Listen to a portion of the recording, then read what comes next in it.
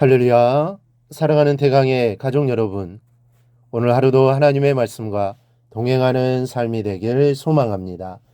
오늘 함께 나눌 하나님의 말씀은 마가복음 11장 12절에서 19절 말씀입니다.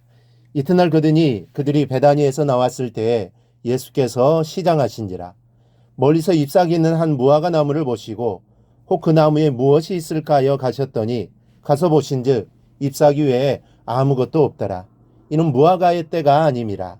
예수께서 나무에게 말씀하여 이르시되 이제부터 영원토록 사람이 내게서 열매를 따먹지 못하리라 하시니 제자들이 이를 듣더라. 그들이 예루살렘에 들어가니라. 예수께서 성전에 들어가사 성전 안에서 매매하는 자들을 내쫓으시며 돈 바꾸는 자들의 상과 비둘기 파는 자들의 의자를 둘러 엎으시며 아무나 물건을 가지고 성전 안으로 지나다님을 허락하지 아니하시고 이에 가르쳐 이르시되 기록된 바 내 집은 만민이 기도하는 집이라 칭함을 받으리라고 하지 아니하였느냐. 너희는 강도의 소굴을 만들었도다 하시매 대제사장들과 서기관들이 듣고 예수를 어떻게 죽일까 하고 꾀하니 이는 무리가 다 그의 교훈을 놀랍게 여김으로 그를 두려워함일러라. 그리고 날이 저물매 그들이 성 밖으로 나가더라. 아멘. 이 마가복음 2장 23절 이하에는 소위 안식일 밀밭 사건이 기록되어 있습니다. 안식일에 예수께서 밀밭 사이로 지나가실 때 제자들이 길을 열며 이삭을 잘랐는데 이를 본 바리새인들이 예수님의 제자들을 책망하였습니다. 그 당시 안식일에는 해서는 안 되는 일이 있었는데 그 중에 하나가 이삭을 자르는 것입니다. 그래서 안식일에 하지 못할 일을 하는 제자들이나 그 일을 만류하지 않는 스승이나 율법을 지키지 않는 자들이라고 책망하였습니다. 하지만 예수님은 그들에게 안식일은 사람을 위하여 있는 것이요 사람이 안식일을 위하여 있는 것이 아니다라고 말씀하셨습니다. 안식일 자체를 지키는 것보다 생명을 보존하고 생명을 탄생시키는 일이 더 중요하다는 것입니다. 예수님은 더 나아가 인자는 안식일에도 주인이라고 하십니다. 이는 안식일의 규정을 고치실 수도 있고 그 의미를 새롭게 하실 수 있는 권위가 예수님께 있다는 선언입니다. 예수님은 비록 나귀를 타고 예루살렘에 들어오셨지만 그분은 만왕의 왕이시며 또한 안식일의 주인이십니다. 뿐만 아니라 찬송과 영광을 받으실 하나님의 아들이시며 하나님이십니다. 지금은 구속의 사역을 위하여 인간의 몸을 입고 있지만 예수님은 여전히 경배받으시기에 합당하신 하나님이십니다. 그 하나님이신 주님께서 오늘은 어떤 일을 행하셨는지를 살펴보겠습니다. 먼저 예수님은 열매 없는 무화과를 저주하셨습니다. 예루살렘에 입성하신 이후 제자들과 함께 베다니에 나가셔서 여정을 푸신 예수님은 다음 날 베다니에서 나왔을 때 시장하셨습니다. 그래서 멀리서 길가에 있는 잎사귀가 무성한 무화과 나무를 보시고 가셔서 열매를 찾으셨습니다. 그런데 그 나무에는 무성한 잎사귀만 있었을 뿐 열매가 없었습니다. 예수님이 무화과를 찾으셨을 때는 6월절 절기 때인 4월이었습니다. 이 무화과 나무의 열매는 3월부터 열리기 때문에 비록 무르익은 것은 아니어도 먹을 수 있는 조그마한 열매는 열릴 때였습니다. 하지만 그 나무에는 열매가 없었습니다.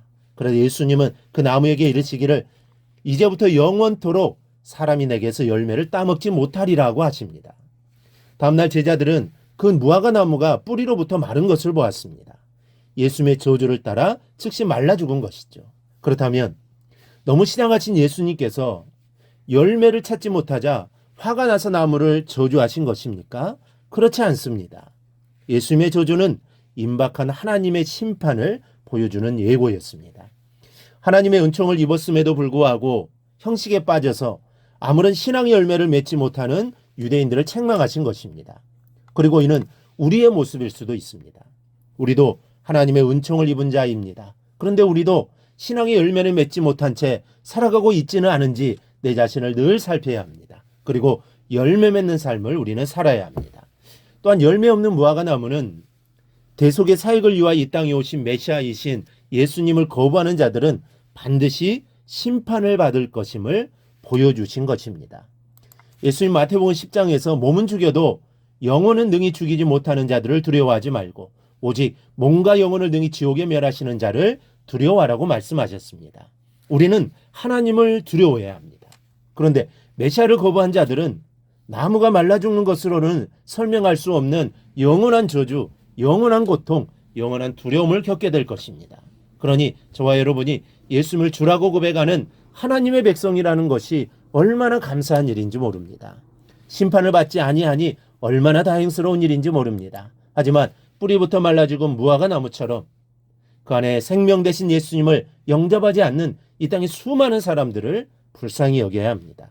사랑하는 가족들이, 친구들이, 이웃들이 영원한 멸망을 당하지 않도록 힘써 복음을 전해야 합니다. 이러한 모습이 고난주간을 보내는 우리의 모습이 되어야 할 것입니다. 둘째로 예수님은 성전을 정화시키라 하셨습니다. 하나님이 이사야서 56장에서 성전을 향해 기도하는 내 집, 만민의 기도하는 집이라고 칭하셨습니다. 성전은 기도하는 집입니다. 그리고 하나님의 집입니다. 때문에 그 누구든지 성전이 하나님의 집임을 알고 거룩히 여기며 그곳에 하나님을 온전히 섬겨야 하는 것입니다. 그런데 예수님 당시 성전에서 하나님을 섬겨야 할 제사장들이 성전의 주인인 양 행동했습니다. 이들은 재산 증식을 위해 성전을 이용했습니다. 이 칼빈에 의하면 제사장들이 성전에서 물건을 파는 행위를 도입했다고 합니다. 이 상인들로서는 장사할 장소를 얻어서 좋고 제사장은 상인들로부터 막대한 금액을 받아서 이게 좋았던 것입니다. 상인들은 더 큰 이익을 얻기 위하여 큰 명절에는 그 값을 비싸게 하여 팔았습니다. 상인들과 결탁한 제사장들 역시 성전에서 파는 재물은 깨끗하고 완전한 재물로 인정한 반면에 집에서 가져오는 재물은 흠이 있는 것으로 판단했습니다. 재물로 인정해주지 않았던 것이죠. 이렇게 상인이 득세하면서 강탈과 사기 행위들이 속출하였고 물건을 싣고 성전을 두루 돌아다니는 혼돈이 일어났습니다. 성전을 이용하여 돈을 벌려는 이러한 악한 행위로 인해 성전은 기도하는 집이 아닌 강도의 구렬이 된 것입니다. 하나님이 정하신 기도하는 모습이 보이지 않았던 것입니다. 여러분, 교회는 기도하는 곳입니다. 이 사실을 절대로 잊지 않기를 바랍니다. 예루살렘에 입성한 날 이 모든 일을 보시고 베다니로 가셨던 예수님은 다음날 작정하고 성전을 정화하기 시작하셨습니다.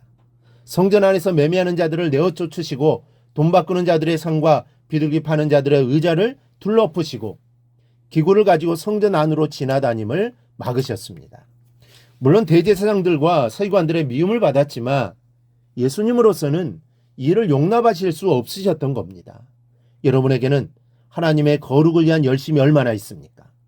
여러분에게도 오늘 예수님처럼 거룩과 성결을 깨트리는 행위를 과감히 몰아내는 열정과 헌신이 있기를 바랍니다. 그리고 하나님이 정하신 성전은 기도하는 집이라는 사실을 절대로 잊지 말고 대강교회가 기도의 집으로 세워져 나가는데 함께 할 수 있기를 소망합니다. 이러한 은혜가 오늘 우리 모두에게 있기를 주님의 이름으로 축원합니다. 오늘 묵상한 말씀을 굳게 잡고 삶으로 실천하며 살아내는 대강의 모든 성도들이 되기를 축복합니다.